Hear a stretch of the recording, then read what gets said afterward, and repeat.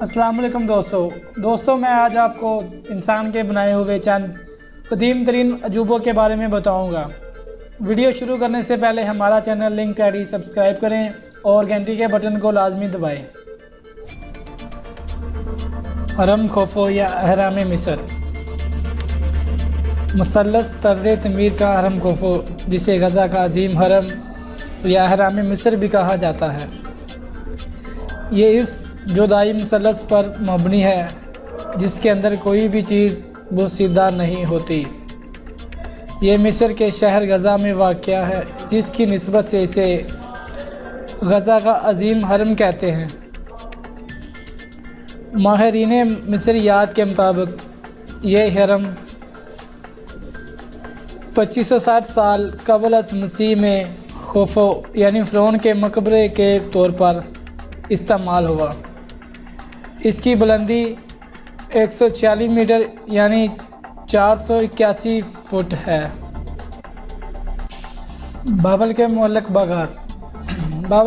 बागात दुनिया के कदीम इजाबात में दूसरे नंबर पर शुमार होते हैं और ये वाहिद अजूबा है जिसका असल मुकाम अभी तक मालूम नहीं हो सका। 6वीं सदी कबल अज़ मसीह में बनुकत नसर यानी बख्त नसर के उहद में बाबल इराक़ में गलदानी सल्तनत का हया हुआ तो उसने अपनी मलका शाह बानों के लिए ये अजीमुन शान बागात तमीर कराई, जिसने अपने वतन के सब्ज़ाज़ार और हसीन वादियाँ खो दी थी। रूट्स का मुजस्मा यूनानी देवमाला के एक सूरज देवता हेलवेस का अजीम मुजस्मा था जो रूडस शहर में वाक़या था। इसका शुमार दुनिया के कदीम तरीन अजूबों में किया जाता है। मुजस्मे की बुलंदी 30 मीटर थी। यह मुजस्मा अब मौजूद नहीं है, ताहम इसकी तर्ज पर हेलवेस का अजीम मुजस्मा कई मुजस्मा साजों ने बनाया। ज़्यूस का मुजस्मा, यह मुजस्मा ओलंपिया में वाक़या है जिसकी ऊंचाई 42 फुट है। यह मुजस्मा ज़्यूस की बैठी हुई शक्ल का है।